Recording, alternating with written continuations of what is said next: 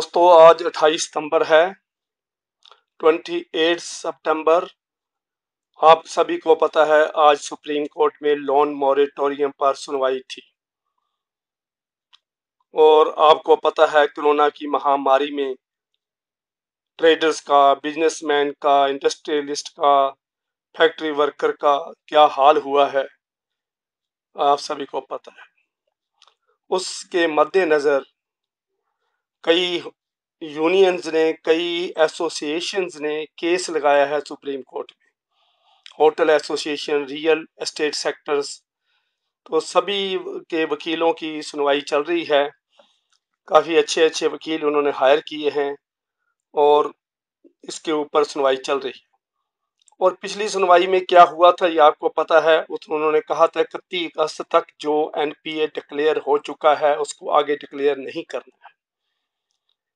दूसरी बात, ब्याज पर ब्याज लेना, कंपाउंड इंटरेस्ट लेना, पेनल्टी लगाना, ये सारा कुछ सुप्रीम कोर्ट ने मना कर दिया है। तो आज 28 सितंबर में बहुत आशा थी कि मॉरेटोरियम मिल जाएगा, 1 साल 2 साल 6 महीने कुछ ना कुछ मिलेगा। लेकिन हुआ क्या कि अशोक भूषण जी जज के सामने, श्री तुषार मेहता जी सॉलिसिटर जनरल ऑफ इंडिया, केंद्रीय सरकार के जो सरकारी वकील हैं, वो पेश हुए और उन्होंने कहा कि हमारे को 2-3 दिन का और टाइम दे दीजिए ताकि हम सारा प्लान मॉरेटोरियम का आपके आगे रख सकें। तो इसलिए उन्होंने अगली पेशी 5 अक्टूबर की रखी है। तो उन्होंने कहा 2-3 दिन को छोड़ो तो 5 अक्टूबर, 3 दिन के अंदर रिपोर्ट देना है, लेकिन 5 अक्टूबर को अगली सुनवाई करेंगे। तो इसलिए आज की इसमें कोई रिजल्ट नहीं निकला है। लेकिन इतना जरूर है, सुप्रीम कोर्ट ने सरकार को फटकार लगाई है कि तुमने पहले ही ज़्यादा टाइम ले लिया है और हमें 3 दिन के बाद प्लान नहीं देना, प्लान हल्फिया बयान के रूप में देना है, एफिडेविट के रूप में देना है। तो सरकार को एफिडेविट सबमिट करना पड़ेगा और उसके अंदर सरकार बाउंड रहेगी, बंधी जाएगी। तो इस हालात में क्या है, क्योंकि वर्कर को, एम्प्लाई को पूरी तनख्वाह नहीं मिल रही है, आधी तनख्वाह मिल रही है, कट के मिल रही है, डीए फ्रीज्ड है। कहीं ऐसा है ट्रेडर जो है वो मरा हुआ है, शादियां बंद हो गई हैं, कैटरिंग वाले रो रहे हैं, टेलर रो रहे हैं, ब्यूटी पार्लर वाले रो रहे हैं, इंडस्ट्रियल जो है सारी रो रही है, सारी इंडस्ट्री फेल हो चुकी है। होटल जो ट्रेडिंग, अपन ट्रैवलिंग का बिजनेस था, कार का, टैक्सी का, होटल का, तो सभी लोग उसके साथ जो जुड़े हुए थे ट्रैवलिंग के साथ, ट्रैवलिंग बंद होने के साथ होटल इंडस्ट्री फेल हो गई, ऑटो सेक्टर फेल हो गया है, टैक्सी इंडस्ट्री फेल हो गई है, ऑटो रिक्शा फेल हो गया है। तो सभी के ऊपर एक मार पड़ी है, घुमा फिरा के, सीधे तौर पर या घुमा फिरा के मार पड़ी है। तो उनके पास रोटी खाने के लिए पैसे नहीं है, घर में राशन डालने के पैसे नहीं है और दुखी है, परिवार ही सारा दुखी है। घर का हेड दुखी है तो सारा परिवार दुखी हो जाता है। तो कुछ लोग तो इतने परेशान है, रात को नींद नहीं आती है, कुछ इतने परेशान है कि सुसाइड करने वाले हैं और कुछ इतने परेशान थे कि सुसाइड कर चुके हैं। तो इसके हालात में मॉरेटोरियम जरूरी है।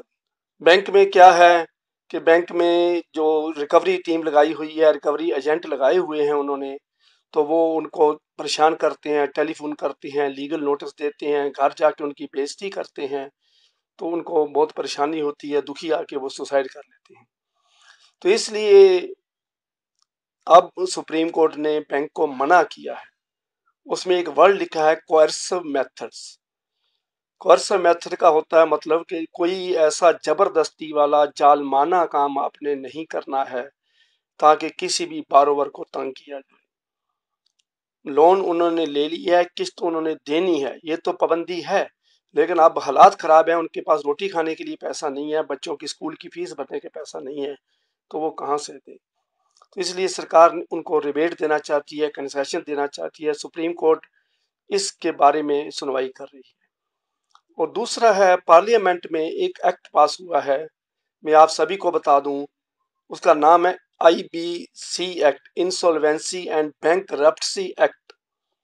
इस बिल्स के पास होने से अब बैंक का एम्प्लाई, सुन लीजिए आप, कोई भी बैंक, कोई फाइनेंस कंपनी, कोई फाइनेंसर, कोई डिजिटल बैंकर किसी भी तरह का फाइनेंसर हो आपको परेशान नहीं कर सकता है, ये नोट कर लीजिए भाइयों। किसी को शंका रहेगी हो तो मेरे व्हाट्सएप पर लिख दीजिए। तो दूसरी बात है, गूगल पे सर्च करिए सुप्रीम कोर्ट का क्या फैसला है। इंसॉल्वेंसी बैंक्रप्सी एक्ट जो पार्लियामेंट में पास हुआ है उसके 49 रूल्स बदल गए हैं। 49 रूलों को बदल दिया गया है, 49 कानूनों को बदल दिया गया है। पहले बैंक ये कहता था कि मैं आपको दिवालिया डिक्लेयर कर दूंगा, मैं आपको अंदर करवा दूंगा, मैं आपका चेक लगा दूंगा, मैं आपकी गाड़ी उठा के घर ले जाऊंगा, आपका मकान सेल कर दूंगा, नीलाम कर दूंगा।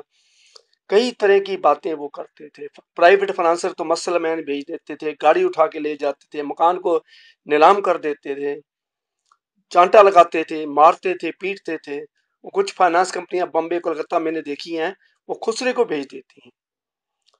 जो खुसरा है वो लेडी को भी पकड़ लेता है, जेंट्स को भी पकड़ लेता है।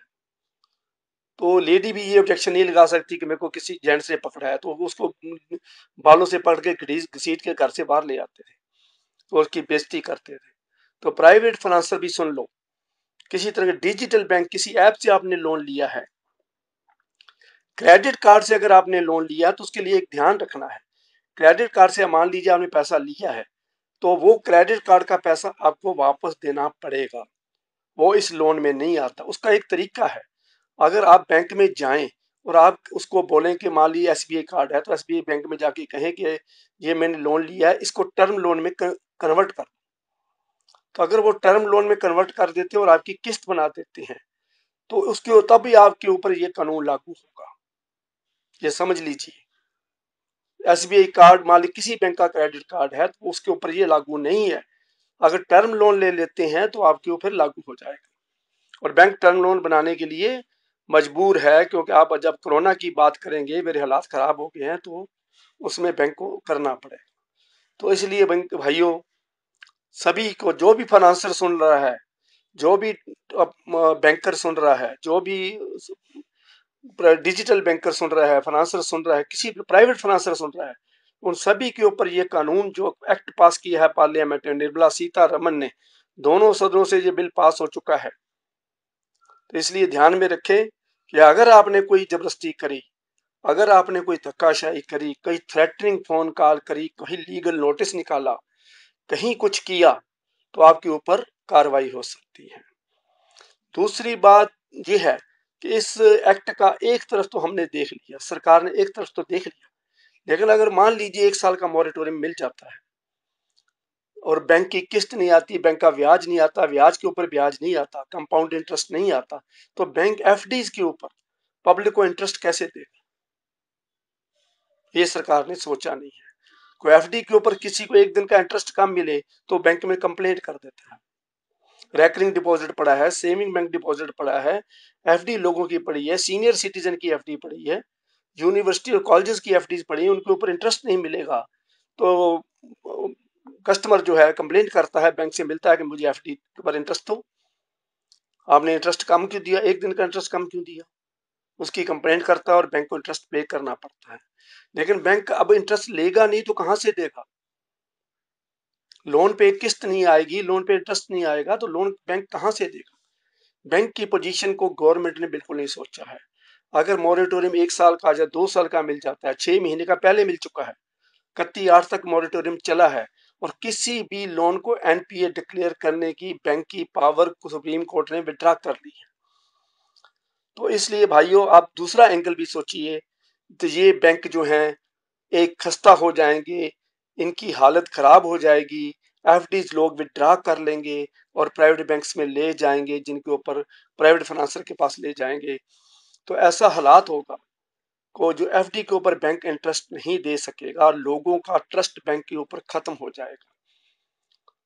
हाल रैकरिंग डिपॉजिट आपने करवाया है, कुछ और भी चीज बैंक के डिपॉजिट करवाया है, मल्टी ऑप्शन डिपॉजिट स्कीम में करवाया है, तो लोगों को इंटरेस्ट नहीं मिलेगा। सीनियर सिटीजन जो पेंशनर है, जो बीमार है, वो इंटरेस्ट के ऊपर बैठा हुआ है, अगर उसको ना मिला तो देश की हालत खस्ता हो जाएगी और बैंकों को प्राइवेट करना पड़ेगा और बैंक डूब जाएंगे।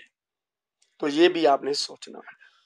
तो यही इतनी सी बात। आज सुप्रीम कोर्ट के बारे में लोग बड़े बड़े वीडियोस डाल रहे हैं, 2 साल का मॉरेटोरियम मिल गया, झूठ बोल रहे हैं, फेक ऊपर ऊपर थंबनेल बना के आपको इतना हो गया है, अब आपको कहीं नहीं किस्त भरने की जरूरत नहीं है। ऐसा नहीं है।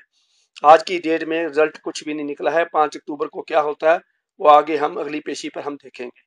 तो वीडियो को शेयर करिए, लाइक करिए, और सब्सक्राइब का बटन भाइयों फ्री है। मैं आप लोगों के वीडियो बनाता हूं, मुझे अगली वीडियो को डालने का उत्साह तभी मिलता है अगर आप मेरे चैनल को सब्सक्राइब करते जाएं। मुझे आशा है कि लाल रंग का बटन आपने दबा दिया होगा। Thank you very much.